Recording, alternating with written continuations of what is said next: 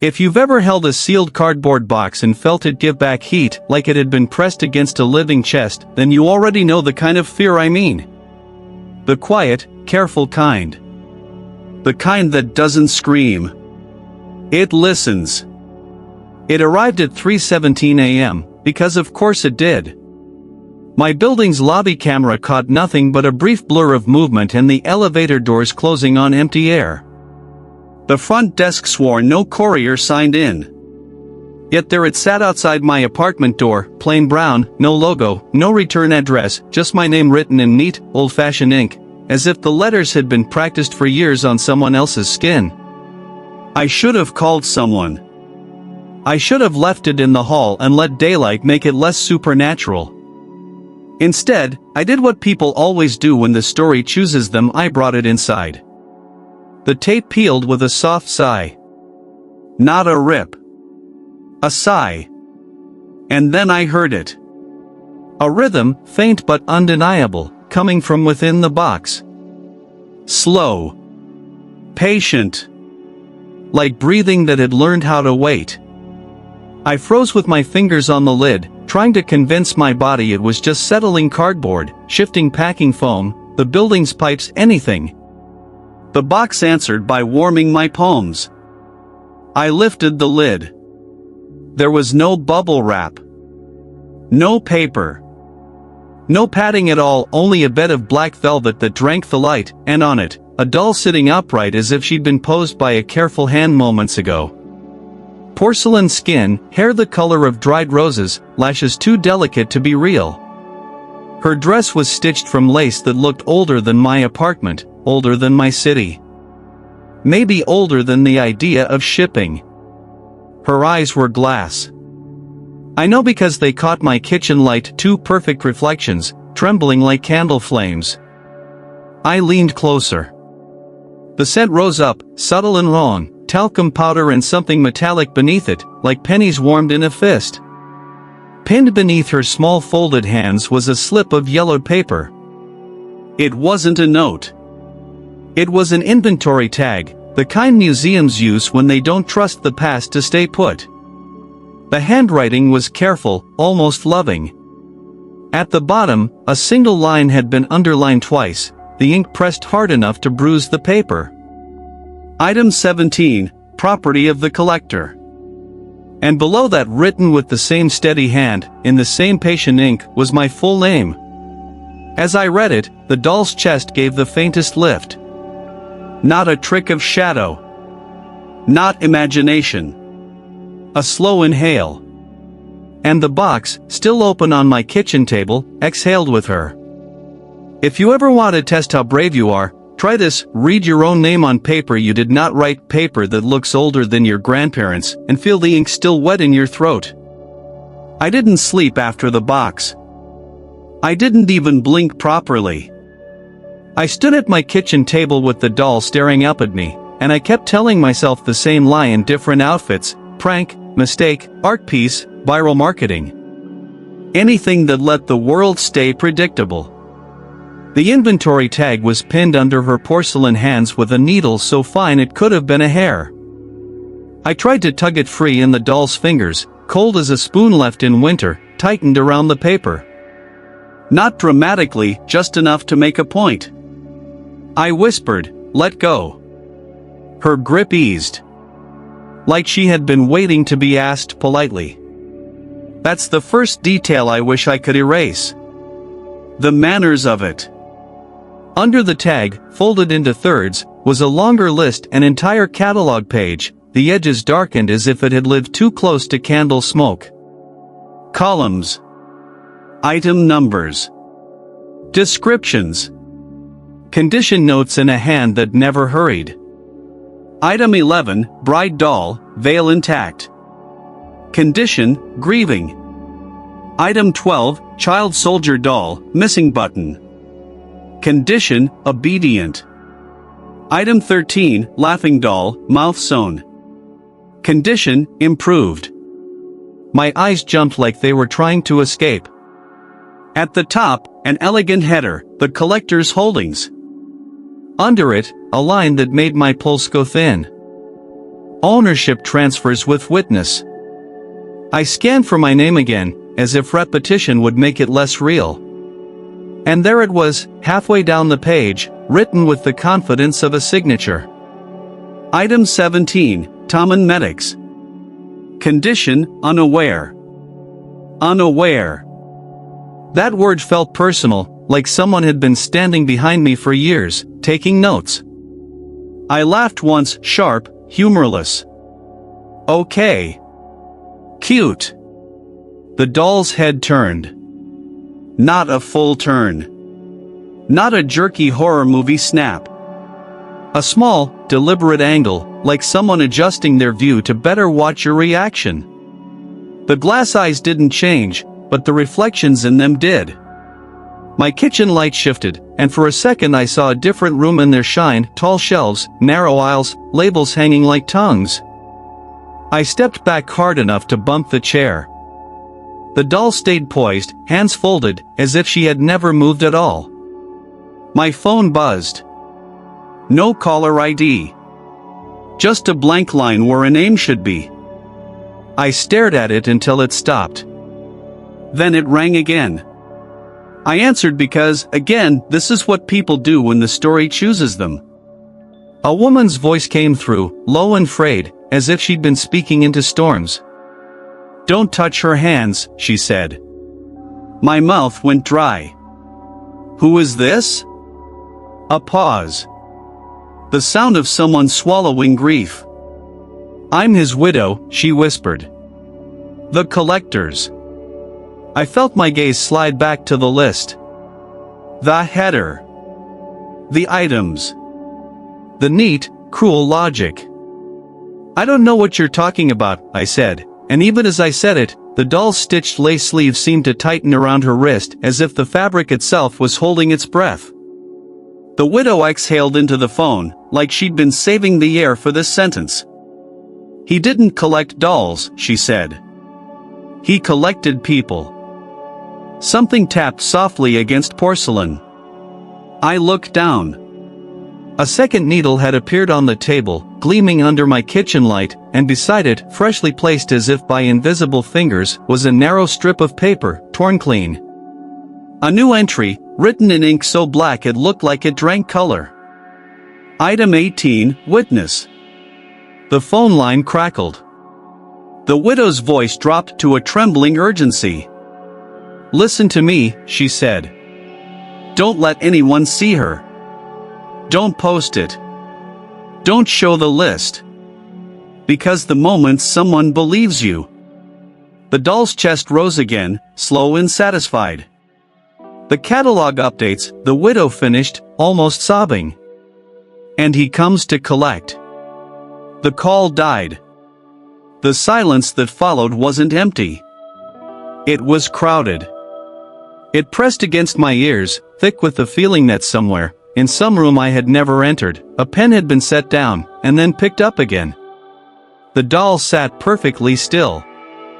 But the list in my hand, that old yellow paper, had changed. Right there, under my name, one single word had been crossed out with calm, decisive ink. Unaware. Replaced with aware. There are lies you tell yourself because they're comforting, and there are lies you tell yourself because the alternative would split your life in half. That morning, I chose the second kind. I wrapped the doll in a towel like she was fragile glass, like she deserved tenderness, like she hadn't just rewritten my name in an inventory that shouldn't exist. I shoved the catalog page into a kitchen drawer beneath mismatched utensils, because apparently my brain believed wood and metal could keep out whatever wrote in that ink. Then I did the most ordinary thing I could think of, I made coffee. The smell helped. For a minute, the world returned to its rules. Until I glanced at the towel. It had shifted. Not by much, just a subtle bunching, as if something inside had adjusted its posture. I froze with the mug halfway to my mouth, and my own reflection stared back at me from the dark surface of the coffee, wide-eyed, ridiculous, trying to negotiate with reality. I told myself I wouldn't look. I looked. The doll's face was exposed now, the towel fallen away from her chin. Her porcelain expression was still sweetly neutral, the kind of smile artisans give to things meant to be loved. But it didn't reach her eyes. Her eyes did something worse. They held me as if they recognized me. My phone buzzed again. No caller ID. I didn't answer. I couldn't bear the sound of that widow's voice turning into prophecy. Instead, I took a photo. I know. It was instinct masquerading as logic, proof, I told myself. Documentation. As if evidence is a shield and not an invitation. I framed the shot carefully on my kitchen table towel, doll, the corner of the inventory tag peeking out like a tongue. Click. The photo appeared on my screen. And my stomach dropped so hard I thought I might be sick. In the photo, the doll was smiling wider than she was on the table. Not cartoon-wide. Not monstrous. Just more. Like a human being forcing cheer for a camera. Like she understood the performance of being seen. I snapped my eyes up to compare. On the table, her mouth was back to its original line. My pulse beat in my wrists. I looked down again at the phone. The photo hadn't changed. Her lips were still lifted in that slightly too knowing curve. Her glass eyes still caught the light, except the reflections inside them weren't my kitchen. They were tall shelves and narrow aisles. Labels hanging. An orderly place that smelled of dust and waiting. I swiped away. Took another photo. A third. Each time, the same thing. In reality, the doll's face stayed polite. On screen, she performed a different expression, smaller adjustments, tiny variations like a person testing angles. Then, in the fourth photo, she did something that made my skin go cold. In the fourth photo, she wasn't looking at me. She was looking past me, over my shoulder, toward the hallway. I turned so fast the chair legs screeched. Nothing. Just my door. The strip of light beneath it. The silence of neighbors who never spoke. I told myself it was coincidence. A glitch. The camera's algorithm guessing at faces, inventing meaning. But the hair at the back of my neck didn't care about algorithms. It rose anyway, like my body had heard a sound my mind refused to register. I forced myself to turn back. The doll was still on the table, towel draped like a shawl. But her head was angled slightly toward the hallway now. Not enough to be obvious. Just enough to be true. My throat tightened. No, I whispered. You're not doing this. I grabbed the doll with both hands, porcelain cold, but heavy in a way that felt wrong, as if she carried more than ceramic inside her. I marched to the closet, pulled open a shoebox, and lowered her in as if I were burying something that hadn't earned a funeral. The moment the lid closed, the air changed. The apartment went quiet in that special way, quiet that makes you aware of your own blood moving. I stood there with my hand on the shoebox lid, listening. From inside the box came a sound that wasn't quite breathing. It was the soft rasp of thread pulled through fabric. A stitch. Then another. Delicate. Methodical. As if someone, somewhere, was sewing something shut. I stepped back and nearly tripped over my phone on the floor.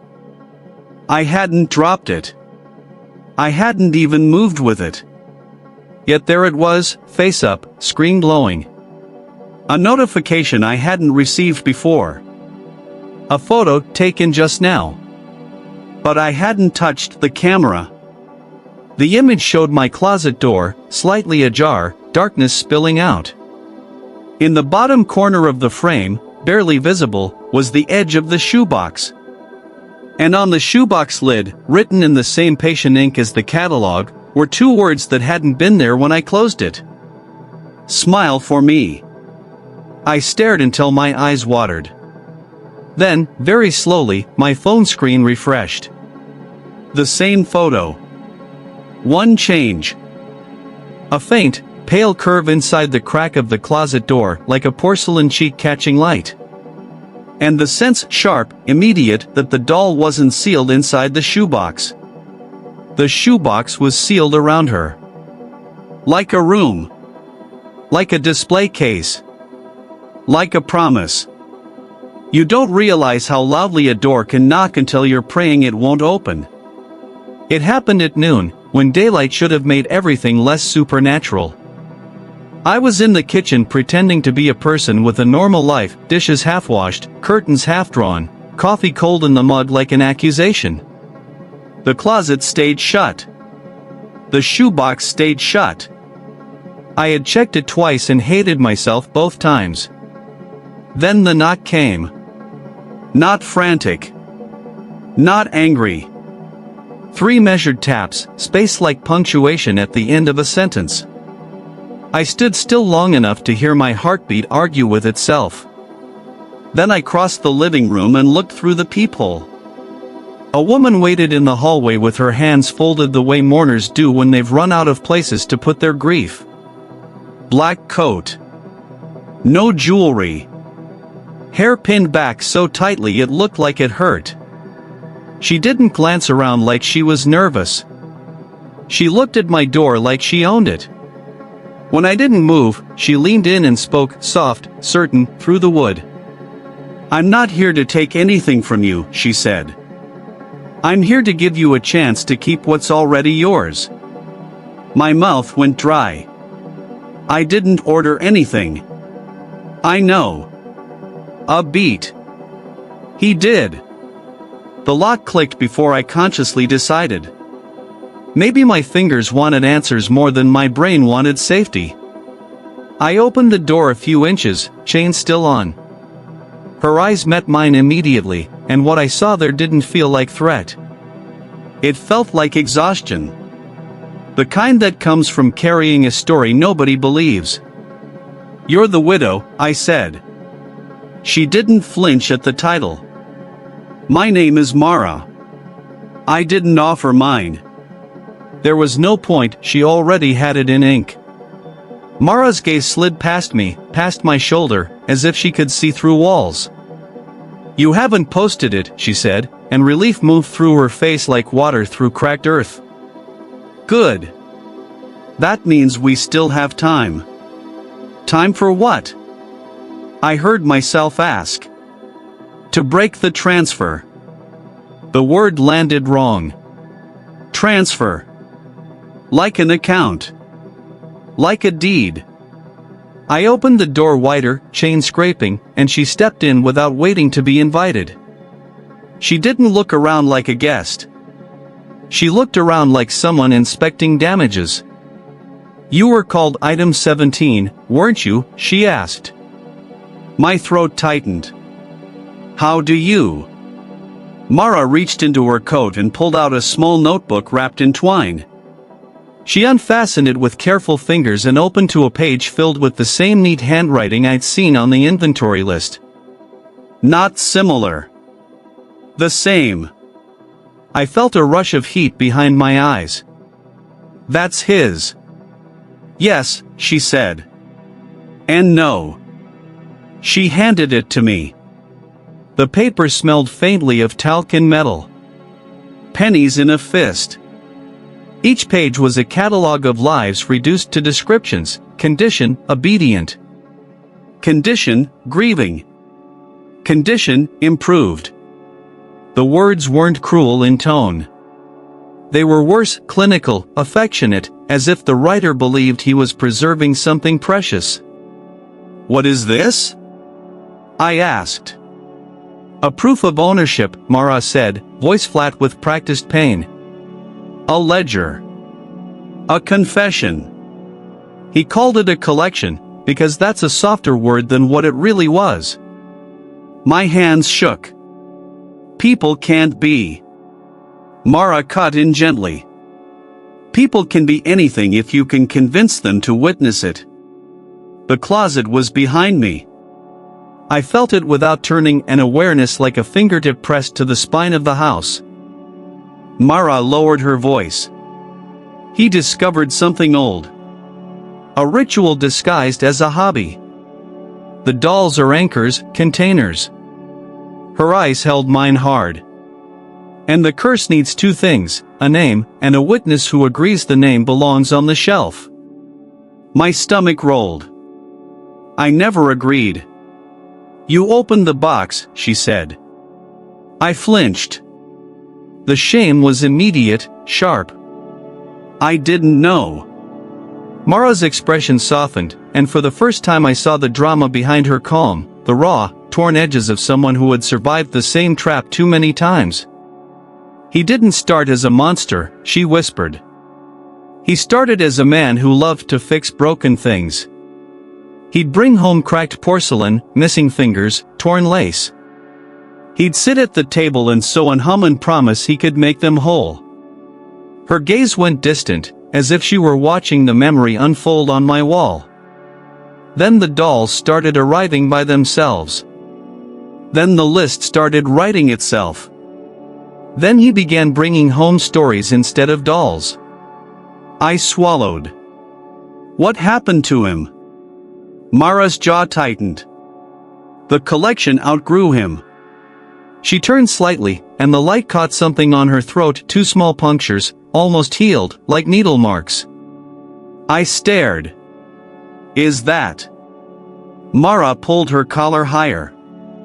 Payment, she said simply. It stitches you into the catalog one thread at a time. A cold prickle slid down my arms. From the closet, barely audible, came the soft rasp of thread drawn through fabric. Mara heard it too. Her eyes snapped toward the closet door, and the calm fell away. For the first time, she looked afraid. You put her in there, she said. How did you? I can feel when a shelf fills. She stepped closer to the closet like it was a mouth. Listen to me. Do not open that door. Not yet. My voice cracked. Then what do I do? Mara took a breath, as if choosing the least terrible option. We do what he did, she said. We read the list. No. Yes, she insisted. Because the catalog isn't just a threat. It's a map. It tells us what the curse wants next. I backed away until the table hit my hips. And if it wants me? Mara's eyes met mine, and in them was a truth so heavy it almost broke the air. It already has you, she said. What we're fighting for is whether it gets to keep you. She set the notebook on my kitchen table with reverence, like placing a weapon down between us. Then she reached into her coat again and pulled out a single porcelain button, small, smooth, painted like a tiny eye. I brought this, she said, because it's the only thing I've ever seen the dolls refuse. I stared at the button. Why? Mara's mouth tightened into something that wasn't quite a smile. Because it belonged to the first witness, she said. And the curse remembers betrayal. Behind us, in the quiet apartment, the closet door gave a soft click. Not opening. Just unlocking itself. And somewhere, very faintly, something inside the dark breathed in this slow, patient, like it had been waiting for Mara to say the right words. If you've never seen ink appear by itself, you'll think you're imagining it. Your brain will scramble for explanations: humidity, old paper bleeding, a trick of light. That's what the mind does when it's cornered, it manufactures doubt like oxygen. But the notebook didn't bleed. It wrote. My name sat there on the page as if it had always belonged. Under it, condition, negotiating. The letters were still glossy, still settling into the fibers, as though a pen had just lifted from the paper. Mara didn't touch the notebook. Neither did I. We both sat very still, two people pretending that stillness could stop a story from moving. From the closet came the faint scrape of something shifting, wood against wood, cardboard against shelf. The shoebox, I realized with a sudden, sick clarity, was no longer a box. It was a drawer. Mara's voice was steady, but her eyes betrayed her. "He wants you to speak," she murmured. "And he wants you to speak as yourself. That's how he gets the cleanest transfer." "Why me?" I asked, and heard how childish it sounded. As if curses operated on fairness. Mara's gaze flicked to the porcelain button in my palm. "Because you opened the box," she said. "Because you looked at the list and understood it. Because you're careful. People like that make the best witnesses. They remember details. They don't scream. They document." My phone, abandoned on the counter, lit up again without a sound. Not a call this time. A message preview, from no number at all. "Open your pocket." My breath caught. "Mara." "I didn't send anything," she said immediately, before I could accuse her. She watched my face like a doctor watches a monitor. "Do you feel something?" My hand went automatically to my jacket, still draped over the chair from last night. The inside pocket bulged as if it had swallowed an object whole. I hadn't put anything there. I slid my fingers in and drew out a narrow strip of paper folded into a perfect receipt. Crisp. New. The kind of thermal paper that comes warm from a machine. Except this one smelled like talc and pennies. At the top, printed in clean block letters. The Collector. Receipt of ownership. My throat tightened. This is insane. Mara's voice came softer, not to soothe me, but to keep me from speaking the wrong thing. "Read it silently first," she warned. "Out loud is consent." I held the receipt close, eyes racing. Item 17. Name, Tom and Medics. Condition, aware. Value, 1 witness, 1 voice. Delivery, January 18, 2026, 3:17 a.m. Tomorrow. The exact minute the box had arrived. A cold sweat broke over my back. Its ice started, and stopped. Even my half-sentence felt dangerous now, like the air itself was contract law. Mara leaned in, reading over my shoulder without breathing too hard. When she saw the delivery time, her face tightened, a flicker of something like shame passing through her composure. "That's the window," she said. "That's when he can cross cleanly." "Cross from where?" Mara's eyes lifted toward the hallway again, unfocused. "From the shelf," she whispered. "From the mirror room. From the place the dolls live when no one is looking." The closet made a soft sound, like a hinge testing itself. I curled the receipt in my fist, paper crinkling. The ink on it didn't smear. It didn't fade. It felt permanent, like a document filed somewhere I could never access. "What happens at delivery?" I asked. Mara looked at the notebook, then at my mouth, then back to my eyes. "At delivery," she said, "the catalog expects payment. If you're still negotiating, it offers terms." "Terms of what?" "Of how you'll be kept," Mara answered. "What you'll lose first. Time. Sleep. Memory. Language. People think hauntings are dramatic," she added, bitter. "They're not. They're incremental." The drama wasn't in the ghosts. It was in Mara, how she spoke about her husband as if he were still in the room, just out of reach, and how each sentence sounded like it cost her something. "I can't be an item," I said, and the word item tasted wrong in my mouth. "Too small for a person. Too clean." Mara's voice cracked for the first time. "Neither could he," she whispered. "He fought it for months. Until the day he started calling it a collection and smiling like that made it his choice. The closet breathed. Not the slow inhale of the doll. A deeper breath, as if the apartment itself had lungs. Then a voice came through the thin gap beneath the closet door, soft, precise, almost courteous. "You misunderstand," it said. "You are not the item." Mara went rigid.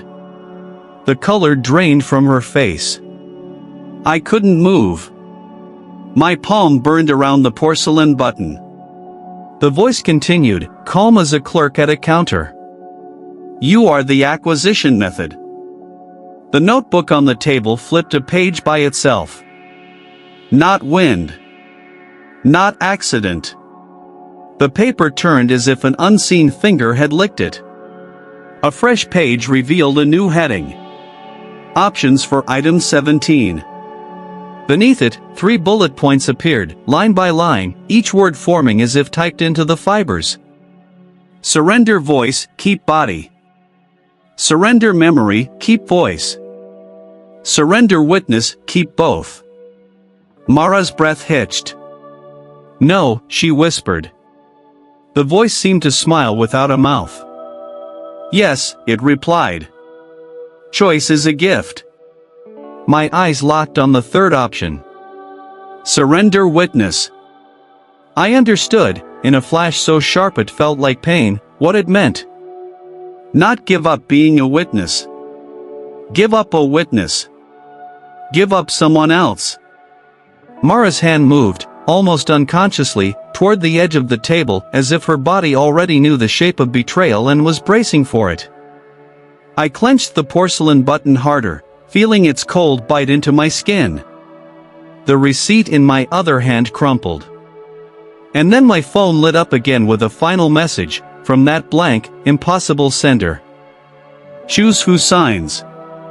There's a moment right before you betray someone when your body tries to save you from yourself. Your stomach knots. Your mouth dries. Your hands turn clumsy, as if morality has weight and your muscles can't lift it. That message, choose who signs, sat on my phone like a loaded gun on a kitchen counter. Mara didn't look at it. She looked at me. Not accusing. Not pleading. Just watching, like a person who has survived long enough to recognize the exact shape of a decision. "We're not doing that," I said, and the words sounded brave in my head. Out loud, they sounded like a child arguing with a storm. The closet answered with a slow, satisfied inhale. Mara reached for the porcelain button in my palm. "Give it to me," she said. "Now." I should have. I didn't. Fear makes you greedy with anything that feels like protection. Her eyes narrowed, not in anger, but in calculation. "Fine," she said. "Then we do it the hard way." She stood and crossed to my bathroom as if she'd lived in my apartment for years. She didn't fumble for the light switch. She didn't hesitate at the mirror. That should have been my warning. "Mara," I called, following her, "what are you?" She planted her fingertips on the mirror glass. "He built a room," she said, voice low. "Not in the apartment. In the reflection. The dolls live there when no one is watching. That's why the camera sees more than you do." The bathroom felt colder, suddenly, as if the tile had remembered winter. In the mirror, our reflection stood too still, like a paused video. I saw myself pale, tight-jawed, and Mara beside me, calm in a way that didn't fit. Then Mara did something that made my throat close. She exhaled, deliberately, onto the mirror. Mist bloomed on the glass, soft fog, an ordinary, human thing. But the fog didn't fade like breath should. It spread, as if the mirror wanted to keep it. The mist gathered into shapes, faint lines like pencil strokes beneath condensation. Shelves. Aisles. Hanging tags. And at the far back of that reflected room, a narrow door, black, patient, half open. My reflection lifted a hand. I did not. In the mirror, my fingers moved on their own, reaching toward the fog-drawn door like a sleepwalker reaching for a familiar handle. My real hand stayed at my side, useless. I watched myself be puppeted by my own image. Mara grabbed my wrist hard. The shock of her grip broke whatever spell had threaded through me. My reflection jerked, startled, then resumed its reaching with renewed hunger, as if offended by interference. You see? Mara hissed. That's how he does it. He doesn't drag you. He convinces you to step in. I stared at my own face in the glass. The eyes were mine, but the expression wasn't. It looked receptive. Like someone hearing a beloved voice from the other side of a wall. The mirror room's shelves sharpened in focus, the fog thinning into clarity. And I saw the labels. White tags hanging from hooks, each tag written in the same neat ink as the catalog. Some names were smudged. Some were crossed out. Some had dates beside them that made no sense. At the center of one aisle, an empty shelf sat waiting, pristine, dustless, eager. A tag dangled from it, already written. Item 17, Tommen Medics. My chest tightened so violently I couldn't inhale. Mara's voice softened. That's why the delivery time matters, she said. At 3:17, the boundary thins. The mirror stops pretending to be glass. My reflection smiled. Not much. Just a polite curve, like someone accepting a gift. I swallowed. How do we close it? Mara's gaze flicked to the porcelain button. We make the mirror reject the witness, she said. That button belonged to the first person who tried to cheat the list. He used it to sign someone else's name. My stomach dropped. So it remembers. It remembers that particular kind of lie, Mara said. And it hates it. She reached for my hand again, and this time I let her take the button. Her fingers closed around it with familiarity, like an old scar being pressed to prove it's real. Watch, she whispered. Mara lifted the button to the mirror. The moment the painted pupil faced the glass, the fog recoiled. The shelves blurred. The tags trembled like leaves caught in wind. Something behind the mirror moved fast, angry, making the reflected light shudder. A sound came through the glass, not quite a voice, not quite a scream. More like paper tearing in a library. Mara pressed the button harder. In the mirror, the aisle warped. The waiting shelf buckled inward as if the room itself was gagging. And then, for the first time, I saw him. Not a full figure. Not a dramatic apparition. A man's outline at the end of the aisle, half obscured by hanging tags. He wore a suit that looked too neat for death. His posture was that of a curator with infinite patience. He lifted his head as if scenting us. And in the mirror, his eyes met mine. They weren't glass. They weren't human either. They looked like ink pooled in water, dark, spreading, quietly ambitious. My throat tried to form a sound. Mara shot me a look like a blade. Don't, she mouthed. Not here. The collector's lips moved behind the mirror, and even without sound I understood the sentence, because I'd already read its shape on paper. Ownership transfers with witness. A tag in the reflected room fluttered off its hook and drifted toward the glass, as if pulled by gravity that belonged to us now. It pressed against the mirror from the other side, paper to glass, trying to come through. Mara slammed her palm flat beside it and spoke, slow and precise, as if reading a legal clause into the world. I revoke my witness, she said. The mirror shuddered. The collector's head tilted, almost curious. Mara continued, voice steady but shining with pain. I revoke the promise I made. I revoke the ink you wrote with my mouth. The reflected tags began to swing, one after another, like something massive had walked between the aisles. The collector stepped closer. His outline sharpened. He raised a hand, and in that gesture was something intimate and sick, the confidence of a person reaching to adjust an object on a shelf. Mara's voice broke, just slightly. "And I name you," she whispered. "Not as collector. As thief." The mirror room convulsed. The shelves blurred. The empty space labeled with my name flickered, as if the label couldn't decide whether it was real. But the collector did not vanish. He smiled, small, controlled, like he enjoyed the resistance. Then his gaze shifted past me, over my shoulder, toward the hallway. And in the mirror, the bathroom door behind us began to close by itself. Slowly. Quietly. Like a polite person giving you privacy for what comes next. Mara's eyes widened. "He's not trying to pull you in," she breathed. "What is he doing?" I whispered, forgetting her warning, forgetting everything. The mirror answered for him. In the reflected aisle, a new shelf slid out from the darkness, already tagged, already prepared. Item 18, Mara, condition, offered. And as the tag finished writing itself, Mara's hand trembled on the porcelain button because we both understood the truth at the same time.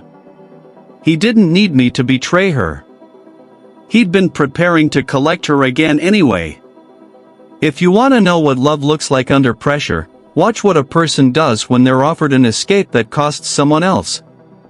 Mara stared at her name in the mirror. Item 18, Mara, condition, offered, and something in her face went very still. Not calm. Not acceptance. The stillness of someone stepping onto ice because the only other path is fire. "Don't," I said, but my voice sounded far away, like it belonged to a different version of me, one who still believed words could stop things. The bathroom door finished closing with a soft click that felt like a judge's gavel. We were alone with our reflection. The collector lingered at the end of the aisle behind the glass, his outline sharpening as if attention made him solid. The tags around him swayed gently, and I realized with a nauseating clarity that the mirror room wasn't reacting to wind. It was breathing. Mara tightened her grip on the porcelain button until her knuckles went pale. "He's forcing a trade," she whispered. "He can't take me cleanly unless someone witnesses the offer." My throat constricted. "Then we don't witness it." The collector's lips moved. This time sound slid through the glass, soft, precise, intimate, as if he were speaking directly into the bones of the mirror. "Witness is not a person," he said. "Witness is a position. Someone will stand there."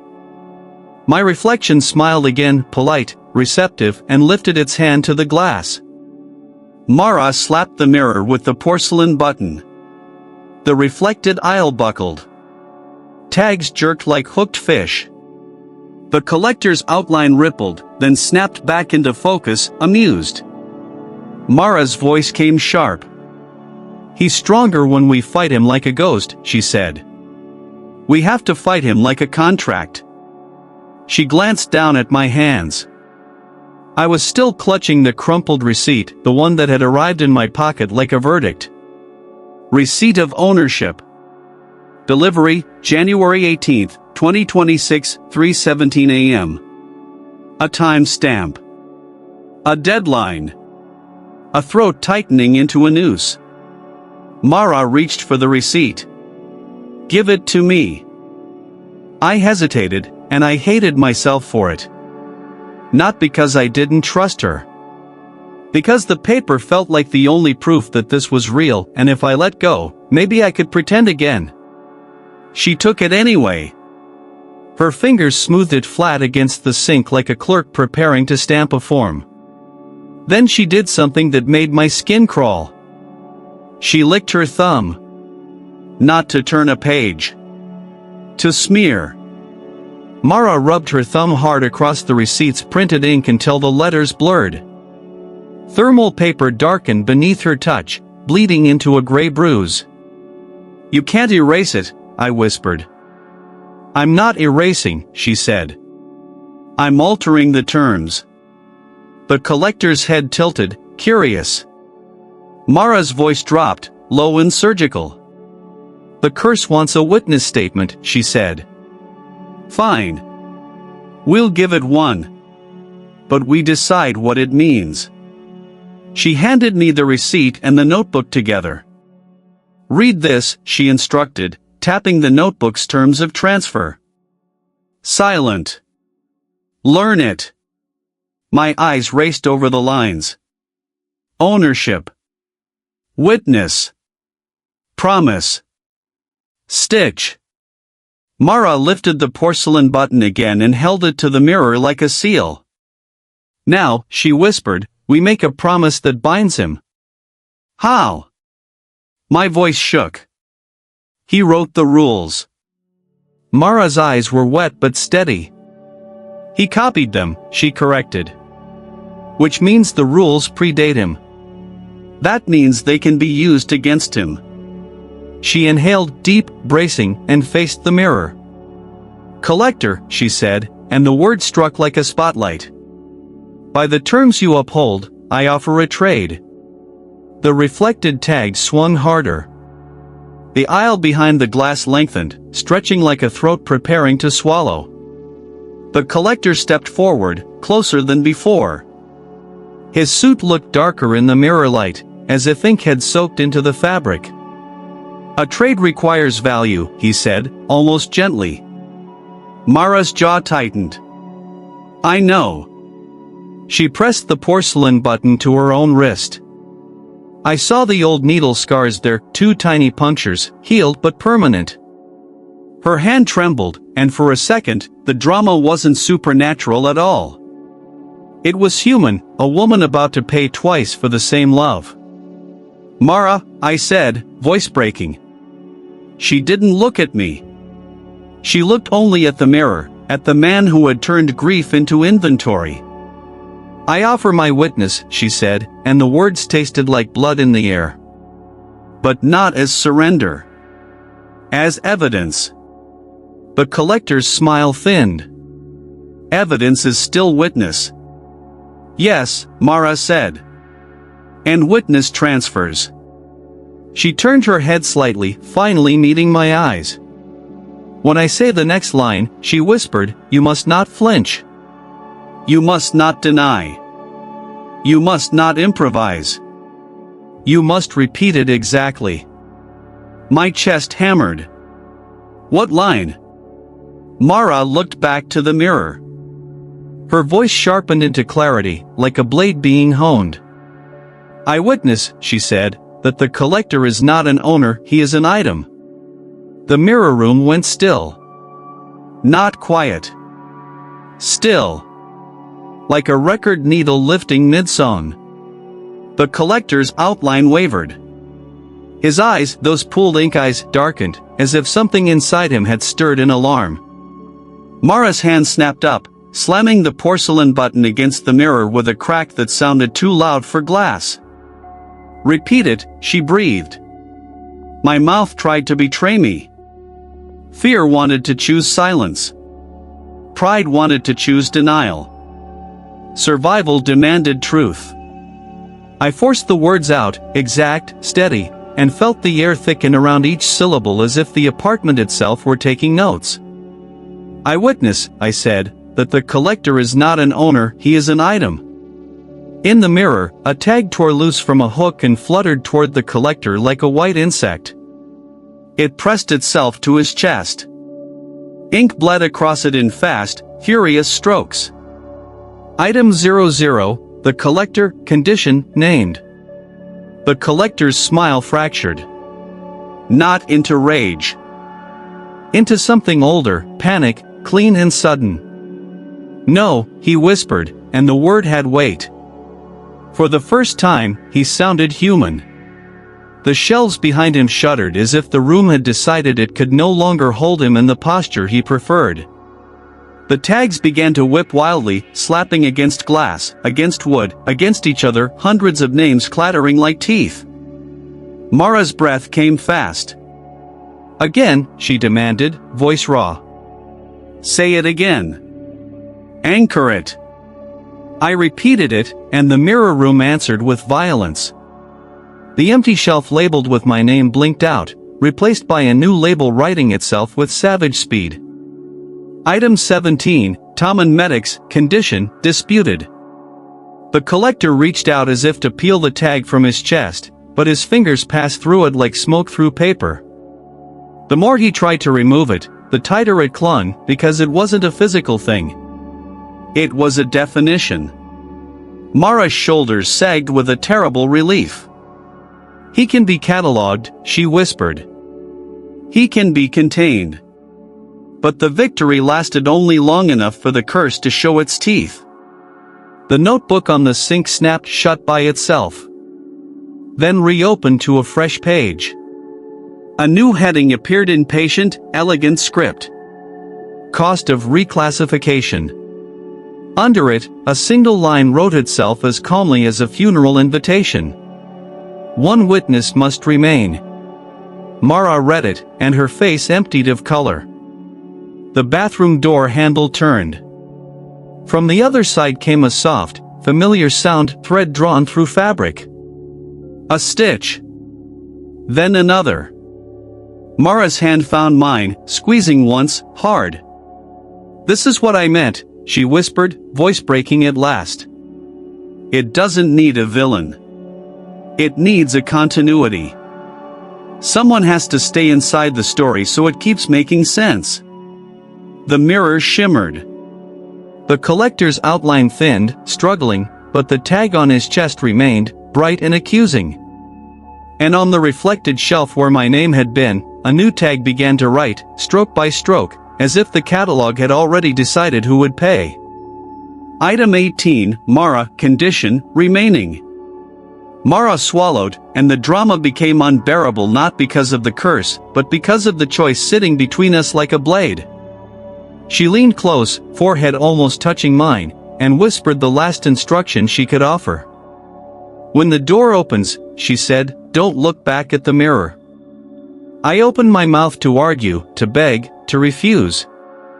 Behind us, the mirror room breathed in. And the bathroom door clicked open, slowly, politely, like someone returning to finish the transaction. The most convincing endings are the ones that don't feel like endings at all. They feel like paperwork. The bathroom door opened the way a polite person enters a room, no rush, no drama, just the soft, inevitable swing of a hinge that has decided resistance is no longer relevant. Cold air slid in, carrying that same wrong scent, talcum powder over pennies warmed in a fist. Mara's hand tightened around mine once, hard enough to bruise, and then she let go. "Don't look back," she whispered again, not as advice, but as a final boundary she was trying to draw on the world. I turned my face away from the mirror so fast it felt like ripping off my own skin. I stared at the bathroom tiles, at the dull silver drain, at anything that wasn't glass. Behind me, the mirror room moved. Not loudly. Not violently. With the controlled efficiency of a place that has done this 100 times and will do it 100 more. I heard tags tapping against shelves like fingernails. I heard the hush of paper sliding into place. And then, so softly it could have been imagination, I heard Mara inhale. A slow breath. Then another.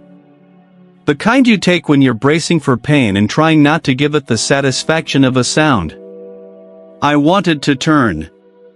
Every muscle in my body demanded it, like watching would make it less cruel. But I stayed facing the tiles, because Mara had survived long enough to know what curiosity costs. The voice came next, close to my ear. Not from the doorway. Not from the mirror. From between. "Congratulations," it murmured, with the warmth of a salesman. "You chose continuity." My stomach lurched. I bit down on my tongue hard enough to taste blood because speaking felt like signing. A small object pressed into my palm. Cold. Smooth. The porcelain button. Mara must have pushed it to me in the last second, like a key being smuggled out of a prison. My fingers closed around it automatically, and I felt the faint groove of the painted pupil under my thumb, as if it were staring back. Then the bathroom lights flickered, once, twice, like the building itself was blinking. When the hum steadied again, the air changed. The pressure lifted. The sense of an audience receded. The mirror stopped feeling like a mouth. I forced myself to breathe. Only then did I risk turning my eyes, not to the mirror, not yet toward the doorway. The hall was empty. No shadows. No man in a suit. No impossible movement on the edges of vision. Just my apartment, humiliatingly ordinary, a coat on a chair, a mug in the sink, dust in a beam of light. Mara? I said before I could stop myself, and the name felt like a sin in my mouth. Silence. I turned, slowly, toward the mirror. My reflection stared back. Alone. No shelves in the fog. No aisles behind the glass. Just me, pale, frantic, human. The bathroom behind me sat intact, unchanged. The world had snapped back into its costume of normal. And still, something was missing in the room the way a tooth is missing from your mouth, not visible at first glance, but impossible to ignore once your tongue finds the gap. Mara was gone. I didn't scream. I didn't cry. My body did something colder. It organized. I went to the kitchen and opened every drawer until I found the catalog page. My hand shook so hard the paper rattled like dry leaves. I spread it on the table and looked for her name. It wasn't there. Not crossed out. Not circled. Gone, as if she'd never existed in the list at all. The notebook sat beside it, closed. I hadn't moved it. I hadn't touched it since the bathroom. Yet when I placed my hand on the cover, it felt warm as if it had been held. A pen scratch sounded from nowhere. The notebook opened by itself to a fresh page. The handwriting appeared in patient, elegant strokes I now hated for its beauty. Catalog update. Below that, 2 new entries wrote themselves as calmly as a shopping list. Item 00, the collector, condition, contained, disputed. Item 18, Mara, condition, remaining.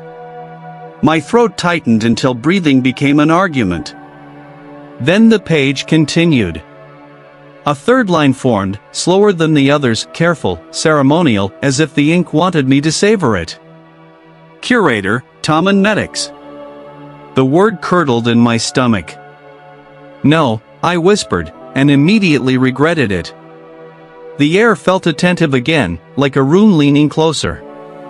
The ink did not stop. A final instruction wrote itself beneath my new title. A collection requires care. A witness requires work. Begin with documentation. My phone buzzed on the table. Not a call. Not a message. A notification, camera, recording. I grabbed it.